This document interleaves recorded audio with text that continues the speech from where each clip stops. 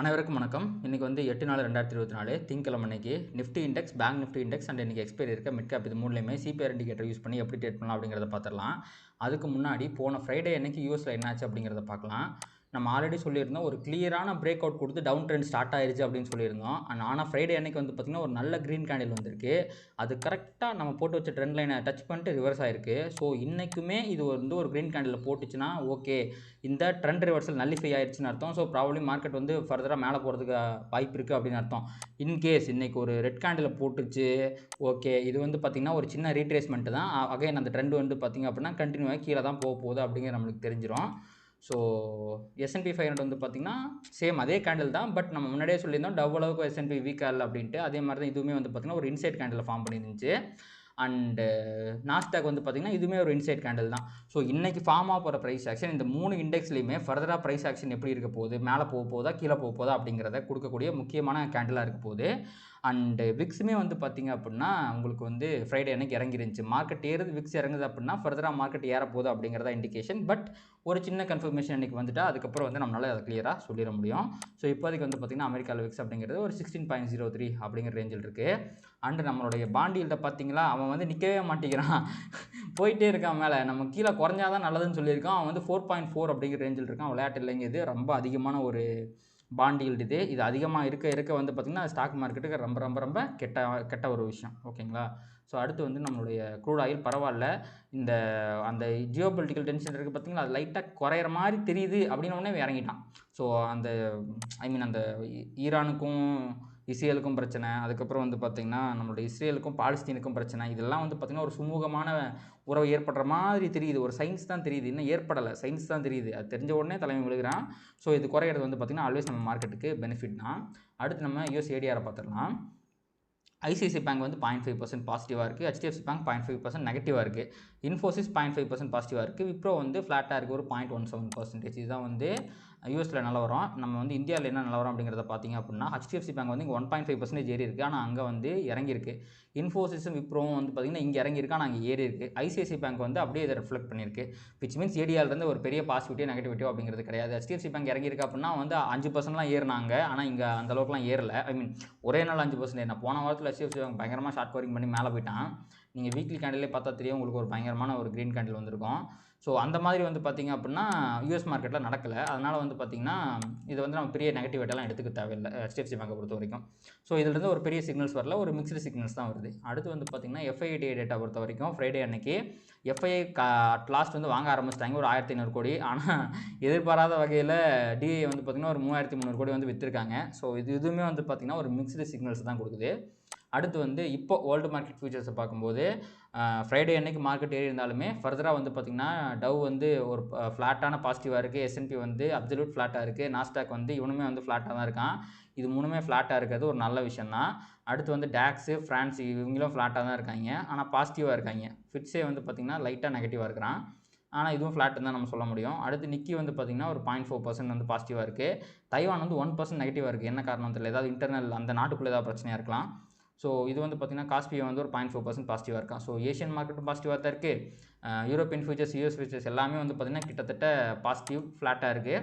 And நம்மளுடைய இவன் என்ன பண்ணுறான், கிஃப்ட் நிஃப்டி வந்து பார்த்திங்கன்னா 661 அப்படிங்கிற ரேஞ்சில் ட்ரேட் ஆகிட்டு இருக்கான். அதாவது ஃப்ரைடே க்ளோசிங்கும் வந்து 671 ரேஞ்சில் இருந்துச்சு.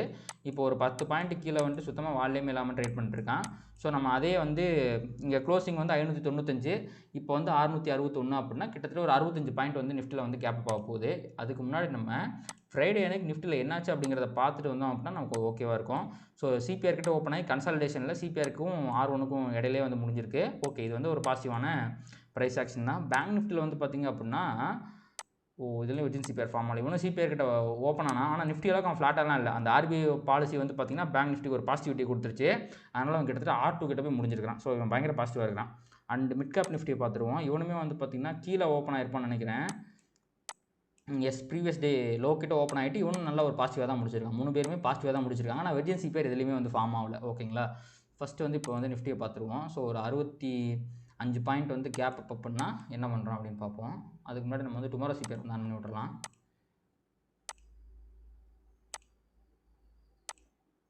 வந்துட்டான். ஓகே, ஸோ இதுதான் வந்து இன்றைக்கி ஃபார்ம் ஆக போகிற சிபிஆர். ஓகேங்களா? ஸோ இதுக்கு பேரலாக இந்த இடத்துல ஃபார்ம் ஆகும். ஸோ வீக்லி சிபிஆரும் இன்றைக்கி இருக்க சிபிஆரும் வந்து பார்த்திங்கன்னா ஒரே இடத்துல வருது. ஸோ இந்த லைன் இருக்குது பார்த்திங்களா, இதுதான் வீக்லி சிபிஆர். அதனால் ஒரு ஸ்ட்ராங்கான சப்போர்ட் வந்து சிபிஆர் ரேஞ்சில் இருக்கும். ஸோ ஒரு 0.6% பாசிட்டிவ் அப்படின்னா உங்களுக்கு வந்து இதோட க்ளோசிங்கிலிருந்து 65 பாயிண்ட் வந்து பாசிட்டிவ் அப்படின்னா கிட்டத்தட்ட அது வந்து ஒரு 0.3% வந்து கேப்பப்போ ஓப்பன் ஆக போகுது. ப்ரீவியஸ் டே ஹைக்கும் R1க்கும் மேலே ஓப்பன் ஆக போகுது. அண்ட் எனக்கு தெரிஞ்சு இல்லை all time high, all time ஹைங்கிறது இங்கே இருக்குது. ஸோ ஆல் டைம் ஹைக்கு பக்கத்தில் ஓப்பன் ஆக போகுது. ஸோ இதுக்கப்புறம் வந்து மார்க்கெட் எப்படி ரியாக்ட் பண்ண போகுது அப்படிங்கிறது நம்மளுக்கு தெரியாது.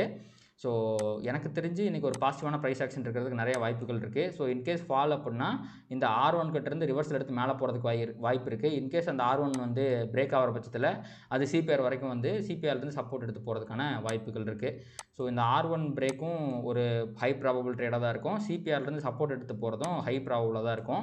இன்கேஸ் ப்ரைஸ் இங்கே ஓப்பன் ஆகிட்டு மேலே R2 கிட்ட போகுது அப்படின்னா ப்ராபப்ளி எனக்கு தெரிஞ்ச R2 அப்படிங்கிறது இந்த ஆல் டைம் ஹை கிட்ட தான் இருக்கும். அங்கேருந்து ஒரு ரிவர்சல் வந்துமே அது R1 வரைக்கும் வரதுக்கும் வாய்ப்பு இருக்குது. So R2 reversal, R1 reversal, R1லேருந்து டெண்ட் ஆகி சிபிஆர் வரைக்கும் வருது. சிபிஆர்லேருந்து ரிவர்ஸ் ஆகி R1 வரைக்கும் போகிறது. இது 4-5 ப்ரைஸ் ஆக்ஷனுமே வந்து பார்த்திங்கன்னா நீங்கள் நிஃப்டியில் பாசிபிள் தான். அதில் எது நடக்குது அப்படிங்கிறத பொறுத்து நம்மளோட ட்ரேடிங் டிசிஷன்ஸ் வந்து எடுத்துக்கலாம். ஸோ அடுத்து வந்து பார்த்திங்கன்னா bank Nifty. So bank Nifty வந்து பார்த்திங்க அப்படின்னா சேம் அதே வந்து ஒரு 0.3% வந்து கேப்பப்பாக ஓப்பன் ஆக போகிறோம் அப்படின்னா இதுதான் க்ளோஸ். இந்த க்ளோஸ்லேருந்து ஒரு 0.3%னா ப்ரீவியஸ் வீக் ஹைக்கு மேலே ஓப்பன் ஆகிறான். அண்டு ப்ரீவியஸ் டே ஹைக்கும் மேலே தான் ஓப்பன் ஆகிறான். R1க்கு பக்கத்தில் ஓப்பன் ஆக போகிறான். அப்போது R1 ரிவர்சல் ஒரு high probable trade. R1 and previous day high ரெண்டுமே உடச்சிச்சின்னா அது கீழே வரும். சிபிஆர் வரைக்கும் தான் வரும். சிபிஆர்லேருந்து சப்போர்ட் எடுத்து மேலே போயிடும். வைடு சிபிஆர்னா கன்சாலிடேஷன்னா பெரிய ட்ரெண்டிங்க்கு வாய்ப்பு கிடையாது. அப்போது அவன் வந்து R1லேருந்து ரிவர்ஸ் ஆகிறது ஒரு ஹை ப்ராபபிள் ட்ரேட். அவன் சிபிஆர் கிட்டேருந்து வந்து சப்போர்ட் எடுத்து போகிறதும் ஒரு ஹை ப்ராபபிள் ட்ரேட் தான். அப்படி இல்லை அப்படின்னா R1 பிரேக் பண்ணுற பட்சத்தில் இது வந்து வீக்லியோட R1 அது வரைக்கும் போகிறதுக்கான வாய்ப்பு இருக்குது. அண்டு ஃப்ரைடே அன்னைக்கு மார்க்கெட் ட்ரெண்ட் ஆனதுனால இன்றைக்கி ஒரு கன்சாலிடேஷனுக்கு தான் பாசிபிள் இருக்குது. ஸோ மார்க்கெட் ரிவர்ஸ் ஆகி கீழே வரும்போது நீங்கள் எடுக்கிறத விட அது இங்கே எங்கேயா சப்போர்ட் எடுத்து ப்ரீவியஸ் வீக் ஹைலையோ இல்லை வந்து சிபிஆர் கிட்டேயோ சப்போர்ட் எடுத்து மேலே போகும்போது நீங்கள் எடுக்கிறீங்க அப்படின்னா அது ஒரு ஹை ப்ராபபிள் ட்ரேடாக இருக்கும். ஏனென்றால் பேங்க் நிஃப்டி பயங்கர பாசிட்டிவாக இருக்குது நிஃப்டியை கம்பேர் பண்ணும்போது. அதனால் ஒரு ரிவர்சல் ட்ரேட் எடுக்காமல் சப்போர்ட் ட்ரேட் எடுங்க. இன்கேஸ் அவன் இங்கே போய் ரிவர்ஸ் ஆகிறானா R1 கிட்டேருந்து ரிவர்ஸ் ஆகிறானா அந்த ட்ரேட் நீங்கள் ட்ரை பண்ணி பார்க்கலாம். அப்படி இல்லை கீழே வரானா ப்ரீவியஸ் வீக் ஹைட் ரிவர்ஸ் எடுக்கிறானா அந்த ட்ரேட் ட்ரை பண்ணலாம். இல்லை சிபிஆர் ரிவர்ஸ் எடுக்கிறானா அந்த ட்ரேட் ட்ரை பண்ணலாம். ஸோ இந்த மாதிரி ட்ரேட்ஸ் மட்டும் பேங்க் நிஃப்டியில் நீங்கள் ட்ரை பண்ணி பாருங்கள். அண்ட் அடுத்து நம்ம வந்து மிட் கேப் நிஃப்டிக்கு போயிடலாம். ஸோ மிட் கேப் நிஃப்டியில் வந்து பார்த்திங்கன்னா எதுலேயுமே வித்தின் சிபிஆர் அப்படிங்கிறது ஃபார்ம் ஆகலைங்க. ஸோ மிட் கேப் நிஃப்டியில் நம்ம அதே 0.3% எடுத்துக்கலாம். இது ஆகுமா, அதே 0.3% ஆகுமானா தெரியாது. ஏன்னா மிட் கேப்புங்கிறது என்டையர்லி டிஃப்ரெண்ட் செக்டாரு. அதனால் வந்து பார்த்திங்கன்னா நம்ம எடுத்துக்கிறோம். அப்படி எடுத்துக்கிட்டாலுமே வந்து ப்ரீவியஸ் டே ஹைக்கு மேலே தான் ஓப்பன் ஆகிறான். ஈவன் R1 தாண்டுற பட்சத்தில் இவன் பாசிட்டிவ் ஆயிடுவான். ஓகேங்களா? மேலே R1 ட்ரெண்டிங் நீங்கள் கண்டிப்பாக ட்ரை பண்ணி பார்க்கலாம். இன்கேஸ் ஃபால் அப்படின்னா சிபிஆர்லேருந்து கண்டிப்பாக இது வந்து ரிவர்ஸ் ஆயிரும். ஏன்னா இதுவுமே வந்து ஒரு வைடு சிபிஆர் தான். அப்போது இங்கே வந்து R1 ட்ரெண்டிங் அண்டு கீழே சிபிஆர் ரிவர்சல் இது ரெண்டு தான் வந்து high probable trading opportunity in mid cap Nifty. So இதுதான் வந்து பார்த்திங்கன்னா 3 இண்டெக்ஸ்லையுமே இன்றைக்கி சிபிஆரை பேஸ் பண்ணி ட்ரேடிங் ஆப்பர்ச்சுனிட்டிஸு.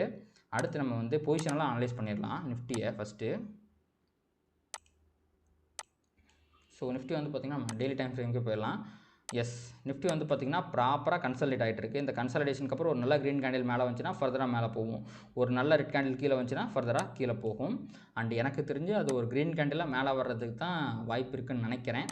மேபி அது வந்து 19ஆம் தேதிக்குள்ளே வந்துட்டால் ஓகே. ஏன்னா எலெக்ஷன் ஸ்டார்ட் ஆகிடுச்சுன்னா அதுக்கப்புறம் எனக்கு தெரிஞ்ச மார்க்கெட்டில் பெரிய ஏற்றம் இருக்காது. ரிசல்ட் வரைக்கும் ஒரு கன்சல்டேஷனை மெயின்டைன் பண்ணுறதுக்கான வாய்ப்புகள் இருக்குது. அதுக்கு முன்னாடி மார்க்கெட் கண்டிப்பாக ஒரு all time high, another all time high touch பண்ணி ஒரு 700 வரைக்குமோ மேபி 27,000 23,000 வரைக்குமே போகிறதுக்கான வாய்ப்புகளும் இருக்க தான் செய்யுது. ஓகேங்களா? ஸோ அடுத்து நம்ம அப்படியே பேங்க் நிஃப்டி பக்கம் வந்துடுவோம். ஸோ பேங்க் நிஃப்டியில் கிளியராக பிரேக் அவுட்டுங்கிறத கொடுத்துட்டான். நிஃப்டியில் என்ன பிரேக் அவுட் ஆகலை. ஆனால் நம்ம ரொம்ப நாள் போட்டு வச்சிருந்த ட்ரெண்ட் லைனை வந்து பார்த்திங்கன்னா ஒரு வழியாக அவன் பிரேக் அவுட் ஆகிட்டான். கன்சாலிடேஷன் வந்து கன்சாலிடேஷன் வந்து பிரேக் அவுட் அப்படிங்கிறது நடந்திருக்கு. ஸோ இந்த மொமெண்டம் கண்டினியூ ஆகி மேலே போகிறதுக்கு வாய்ப்பு இருக்குது. இவன் ஏதோ வந்து அண்டர் பர்ஃபார்மன்ஸ் பண்ணுற மாதிரியே இருந்துச்சு. டப்புன்னு ஒரே வாரம் தான் இப்போ நிஃப்டியை பிடிச்சிட்டான். நிஃப்டி வந்து பார்த்திங்கன்னா ஆல் டைம் ஹைக்கு பக்கத்தில் தான் இருக்குது. பேங்க் நிஃப்டி பாருங்கள், இதோட ஆல் டைம் ஹைக்கு வெறும் ஒரு 100 பாயிண்ட் தான் வந்து பார்த்திங்கன்னா தள்ளி இருக்குது. இப்போ 493 க்ளோஸ் ஆகிருக்கு. ஆல் டைம் ஹை அப்படிங்கிறது உங்களுக்கு வந்து 657 கிட்டத்தட்ட கரெக்டாக சொல்ல போனால் அப்படின்னா ஒரு 160 பாயிண்ட் 170 பாயிண்ட் தான் வந்து இருக்குது. அவனுக்கு இதெல்லாம் சாதாரணமான விஷயம். ஒரே கேண்டிலே அவன் மேலே போயிடுவான்.